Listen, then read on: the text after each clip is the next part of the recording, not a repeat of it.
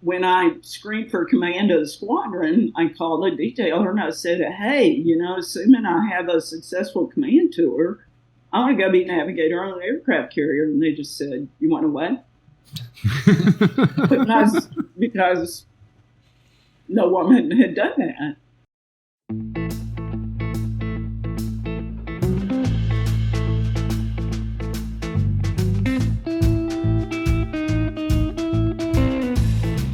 Ladies and gentlemen, welcome to another exciting episode of Scuttlebutt, the official podcast of the National Museum of the Surface Navy, in affiliation with the Surface Navy Association Battleship Iowa chapter, and coming to you from the Associated Foundation's Training Center aboard Battleship Iowa.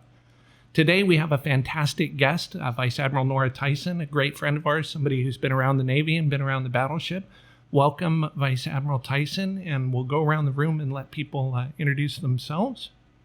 Starting with, guess he's looking at me. I should probably say who I am. Yeah, I think start there. So I'm David Canfield. I'm the Vice President, Chief Information Officer, a whole bunch of other things in Battleship Iowa Veteran. And similar title, Executive Vice President, Chief Operating Officer, Chief Engineer, or the Navy would call it a Chang, and Chief Cook, Bottle Washer, that kind of thing. And your name? Mike Getcher. There you go. Forgot it. Little important thing there. Yeah.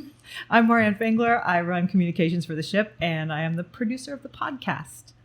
Yay. I'm Jonathan Williams, President and CEO of this organization, and I'm popping back on the podcast after several episodes and volumes because I can't wait to hear today's podcast. Yeah, we got the whole family here for you.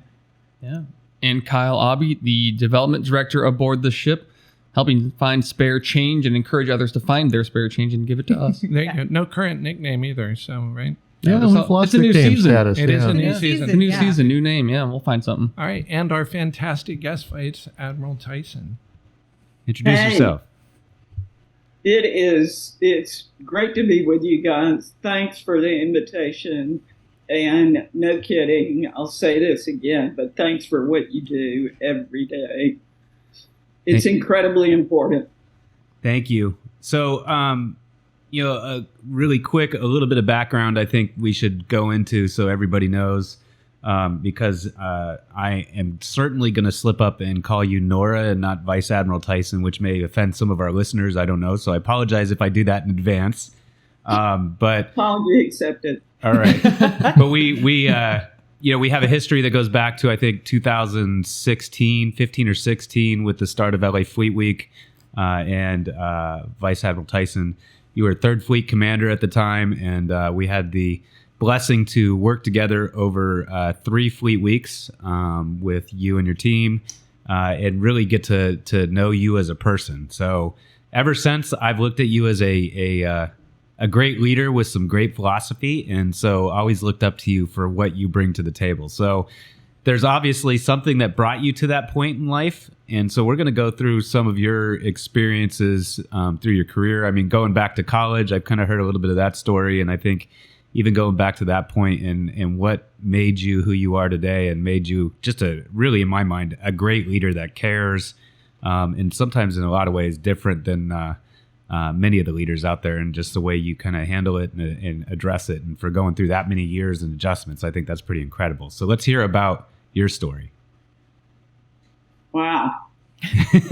Well, so I grew up in Tennessee, in Memphis. My dad was in the Tennessee Air National Guard, so I had a little bit of connection to the military. Would see my dad coming and going in a flight suit.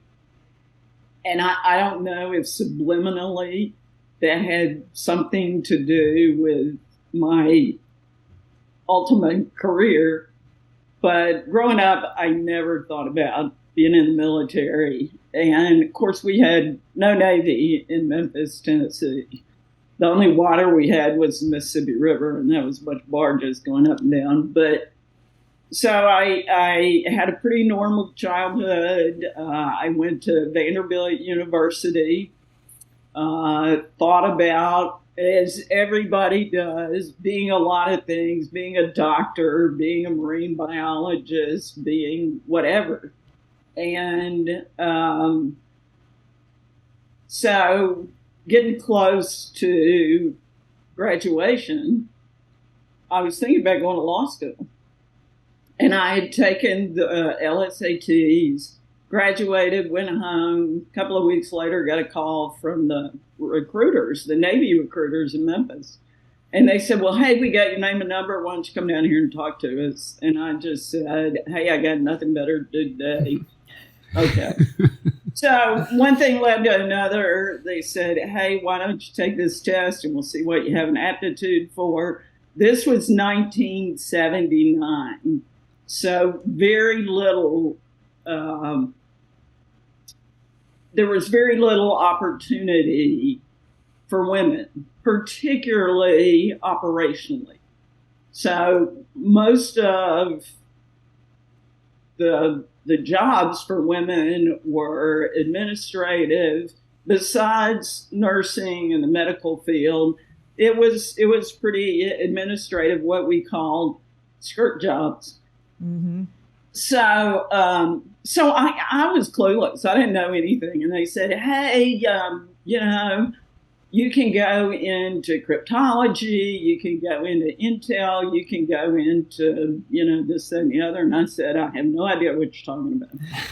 And they said, well, we'll put you down for general unrestricted line, which does not exist anymore, but that's where they put most women. And so I'm like, yeah, sure, you can put me down for whatever you want to, because I hadn't signed anything. So again, one thing led to another. Let's just get the physical done. And I go, yeah, okay. And then I get a call, hey, you got accepted. And I said, accepted to what? And they said, well, officer candidate school. Are you excited? And I go, I don't know. What was I supposed to do? And they said, oh, yeah, it's an honor. And I go, oh, well, can I call you back? Oh, really? And I said, yeah. So I, talked to my parents. They were very supportive. And I thought, well, if I don't, I'll always wonder what would happen if I had. And what's 4 years? So I went to officer candidate school, had a ball. And then when time came to fill out your drink sheet, I had a bunch of buddies, college buddies in D.C. And I said, well, can I go to D.C.? And they said, yeah, sure, you can go to D.C. So I did, and I ended up working for a couple of senior male naval aviators. And they said, you got to apply to flight school. You won't stay in. And I go, yeah, okay. Because the recruiter had never said anything about ships, about flying. So I applied for flight school, and I got in, went down to Pensacola, and ended up in naval aviation. And was supposed to be a pilot, but I got down there and they said, no, you can't be a pilot. You got 20/25 in your right eye. And I said, oh, really? Well, they didn't say that before. But anyway, I ended up being an NFO, an naval flight officer, and fell in love with it. So I got my wings in '83, went to my first squadron in Patuxent River, Maryland. And we were flying EC-130s in something called the TACAMO mission, which is strategic communications, basically. And, after that tour, I taught the naval flight officers going to the squadrons. Then I wanted to go back to flying. And they said, no, you can't do that. The squadrons are full. And I said, well, what can I do? And they said, well, you can go to Lexington. And I go, Lexington? Isn't that a ship? And they said, well, yeah. So Lexington was our training carrier in Pensacola at the time. And it was the only ship that female aviators could go to. So I go to Lexington, and I loved it. I loved driving ships. I loved, being at sea. And who knew? I had no idea. So I just said, hey, I want to come back and do this again. And I said, I want to be navigator on an aircraft carrier if they ever open things up to women. And that's a post-command aviator job. And one thing led to another. I go back for my department head tour. I go to the Naval War College, and lo and behold, I screened for command. And by that time, things had opened up for women. And at the point that they did, I was too senior to transition to tactical aviation. But when I screened for command of the squadron, I called a detailer and I said, hey, assuming I have a successful command tour, I want to go be navigator on an aircraft carrier. And they just said, you want to what? because no woman had done that. And I said, well, I kind of got the check in the block. I got my officer of the deck qual. I got my CDO underway qual. I got a lot of ship driving experience. Granted, it's on Lexington, which is not, a front line aircraft carrier, but still, I kind of get it. And they said, well, okay. So I ended up going to Enterprise and got there at just an ideal time, got to go through workups, go on deployment, loved it. Well, at that point in time, I had no further aspiration, shall we say, except I loved being at sea. So the captain, who was just an incredible guy and a great, great friend to this day, said, hey, what do you want to do next? And I go, I don't know, anything that'll get me back to sea.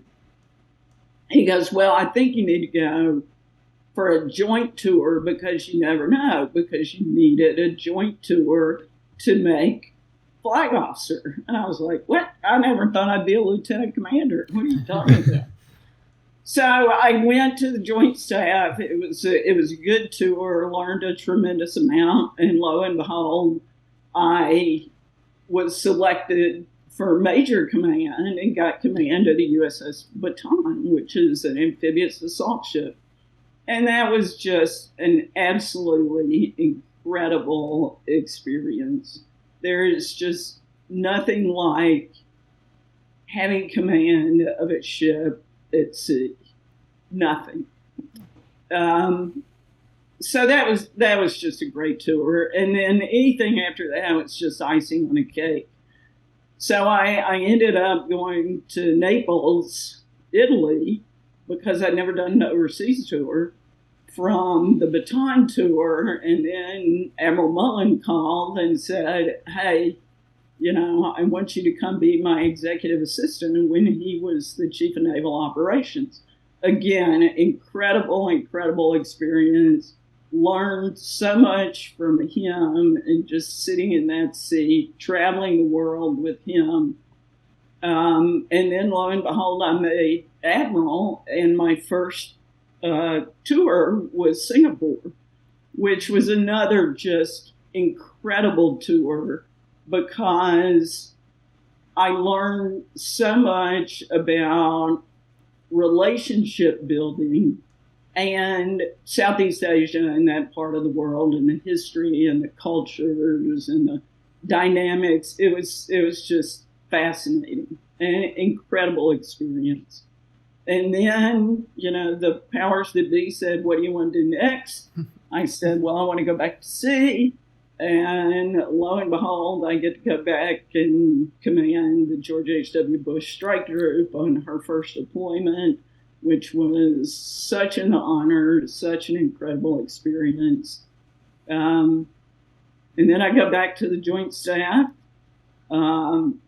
as the vice director, which I'm not a staff weenie kind of person, but my staff tours were great learning experiences in many, many respects. Then I made 3-star, went down to Norfolk and was Deputy Fleet Forces Commander. And then CNO, who was Admiral Greenert at the time, called me one day and said, hey, how about 3rd Fleet? And I said, well, yeah. Why not? So, go out to 3rd Fleet, and that was just a wonderful, wonderful experience. And I can't think of a better tour to end my career with. And it was just, again, it was a great learning experience. The people, the relationships, the warfighting operational piece of it was just incredible. So I look back on my career, which I never thought would last more than 4 years, and I retired after a little over 38. And it was just such an honor to serve and to be allowed to serve as long as I was allowed to serve. And the experiences, the people, the opportunities, I have no complaints. It's an incredible career. You touched on a couple of ships that touched my life at a much more senior level than I did. My dad was ship sec on Enterprise from 73 to 76, and my daughter is serving on board the GHW Bush right now. So. Really? Well, tell her thank you. It's a great ship, and Enterprise was, of course, it was unique. And we just had a wonderful, wonderful team. Great leadership, great department heads. Everybody got along beautifully. And I think if I had not had the environment, the leadership, the camaraderie that I experienced on Enterprise, I might not have wanted to press on and go back to sea. But I just loved it, and I had just wonderful experiences. You touched on a couple of things, too, that kind of came out of my life. As a young person, you really don't know what to do. And I think back to my dad, who at 17, literally the month before Pearl Harbor, he and his buddy just decided to join the Navy. He didn't know what to do either. And he was in the middle of the nation in Nebraska and Omaha. And it just led to something bigger in his life. And the other thing is to have somebody, some of the senior leadership above you see something in you and reach down and kind of pluck you up a little bit. That's happened to me. Somebody extraordinary, a great woman, Tammy, who literally looked at me one day and said, "Nope, I want you to stick around the aquarium," and elevated me to director of engineering. And just things like that happen to you. And it's amazing and wonderful. Yeah, and I think the message to young people is, you don't know what you don't know. And you just got to open your aperture and learn and expose yourself to different people, different opportunities, different ways of thinking, because you just never know. And then apply yourself, do your best, and who knows what doors are going to open. Yeah, doors open all the time when you're doing your best. It's funny.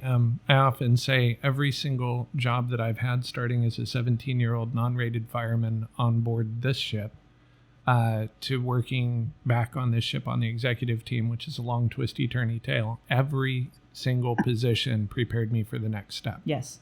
So I think if people, approach life that way, on this is not the end game, this is just preparation for the next step. And I'm not sure what that next step is, but when the door opens, take it.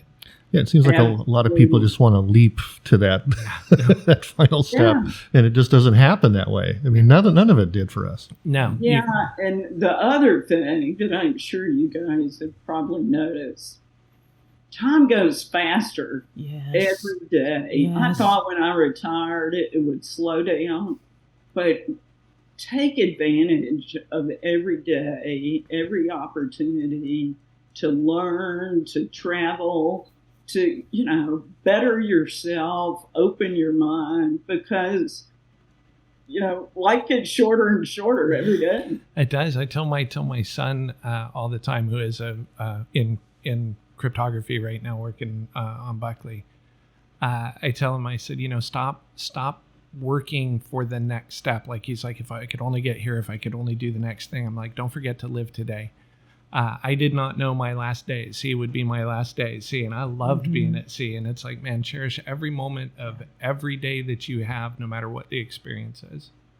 Absolutely. So one of the things that you so nonchalantly went through that story, yes, which was kind of, for me, it references the way I've lived my life, because 30 years ago, I could have never guessed I'd be sitting where I'm at today. And 3 years ago, I couldn't have envisioned it. It's like surfing. Now, I don't know if if you see it the same, kind of the same way, but I feel like in life is you never know what corner you'll take. You'll never know what opportunity lands in front of you. Yeah. You never know. You just kind of surf with the wave. Like you can't map out your life. But if you see it, so as you went along, as those opportunities came, did you ever feel like you were pushing to get a specific opportunity, or just kind of aligned, like the stars aligned and you just chose to take it? You didn't know where it was going to go. I would say the latter. Yeah. Because honestly, my JO tour, I had a lot of fun. Because the opportunity was so limited for women, we had a lot of women in the squadron, and I was in VQ4. And VQ4 and VQ3 are two of the biggest squadrons in the Navy. So we had a lot of JOs. We were in Patuxent River, Maryland, which was Nowheresville at that point in time. And we had a ball. We had a great group of JOs. We all lived in the same kind of condo community. We all flew together, and we just had fun. And I was a pretty average JO, and did my job, and I felt like I was good. So navigator, airborne communications officer, mission commander. And I was very comfortable doing what I was doing. I was in the squadron for almost 3 years, and just had fun and loved what I did. But I had no aspirations to be number one or to come back and be the commanding officer. I was just having fun and doing my job. And it just kind of happened. And I think a big turning point was having the opportunity to go to Lexington, because I got to see it opened my eyes. Even though Lexington was our training carrier, it opened my eyes to more of the Navy, more of the operational Navy. And going to sea on a ship and doing the carrier quals for the training commands, I just went, man, I love this stuff. So I went back to the squadron for my department head tour. And again, it's like you said, you just do your best. And you try to contribute as much as you can to the mission, to the team. And it just kind of worked out. And I knew what I loved doing. So I said, I want to go back to sea. And I came back. I had a command tour in the squadron, and that was great. Good people, loved the people, the flying. But honestly, it was kind of a stepping stone to go back to sea and be the navigator on an aircraft carrier deployed at sea. So I think if I hadn't gone to Lexington, I really, and that was an accident. Yeah. But I wouldn't have had the opportunity, as you said, to stick my foot in the door and say, hey, I want to be navigator on an aircraft carrier. If I had been a woman just saying that and hadn't gone to sea and gotten my OD qual and all that stuff, I think they would have just laughed me off the phone. I think and so we wouldn't be having this conversation. I think there's something really important there.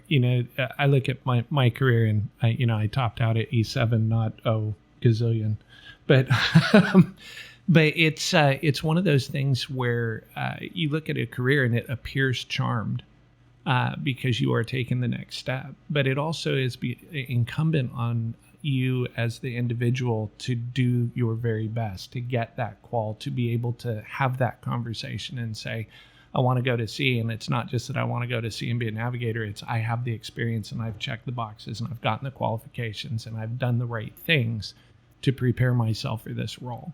And you clearly did that. And as you said, you might not have been able to have that conversation had you not done your best and gotten the quals. And I think that's really important when you look at a career that is like, hey, what a great career and opportunity just opened up, that opportunity is also able to be exploited because you have done the right thing and done the quals and done the work and put in the effort. So I loved hearing about the fun. That's what I'm seeing. Yeah. I haven't even had a chance to share with you too much, Jonathan, and certainly with you, Nora, but my son's a lieutenant, assigned, he's a submarine officer now, but finally got onto a boat at TAD on the Nebraska and just had a blast. He literally, he got one email from me, and he told me later, he says, Dad, I was having so much fun. It's just no big deal. That's what he did. In the middle of the tour, that deployment, they even auctioned off a whole dinner. He's going to cook for over 100 people for the boat when he gets back from. He's now heading for Yokosuka to be watch floor officer for Group 7. So he's just having a good time. He's having fun, and that's what I want to see too. I wanted to hear that from him. Oh yeah, absolutely. Yeah. Because and so much of it is the environment, the team, your fellow JOs, the leadership. Yep. And and some JOs, unfortunately, land in less pleasing environments. And, and that's unfortunate, but it is what it is. But some young people show up, and this is true not just in the military, any branch of service, but also in any civilian undertaking. If it's not a healthy, supportive environment, then a lot of people just go, this is not for me. Yeah. The good news in the military is, you're going to move after however long. Yep. But that initial tour can really be a deciding factor. Yep. Oh, yeah. So I'm so glad that your son loves what he does, is having a great experience. Because, I wish everybody could have that kind of tour for their first tour and just say, this is the kind of leader I want to be. This is the kind of environment That's it. It's the influences. I want to work in. Yeah. But that being said, I learned a lot. I didn't always have great leadership. Yeah. And I learned a lot of leadership lessons from, I'll just say, people that I did not want to emulate. And I'll leave it at that. And that's so Nicely valuable stated. too. We It's used so to- valuable. We used to refer to that as the left page example. I know in my daughter's case, she moved shops just on the same command. And of course, Bush is a big command. But she moved from ADP to up into DBS. So she's working on the IT side. And the change was incredible. She went from a leadership that was basically retired on active duty, who was not leading, to somebody who was really investing in their people. And the change is incredible. And, she had at least the opportunity, there's a lot of Navy in my family, to talk to her grandfather, talk to myself. And, well, we said exactly that. Take a deep breath and hang on. The only thing that is certain is change. And the change will come, and you just need to decide which column you're going to put those lessons on. Are they the left page, the ones I want to avoid, or are they the right page, the ones I want to emulate? Yeah.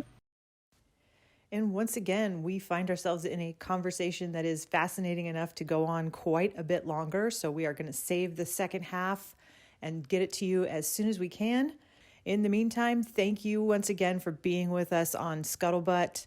If you have any questions, comments, feedback, topics you'd like us to discuss, please shoot us an email, podcast@labattleship.com. That's podcast@labattleship.com, or drop something in the comments. We will get back to you. And we'll be back with the second half of this conversation with Admiral Tyson, very soon.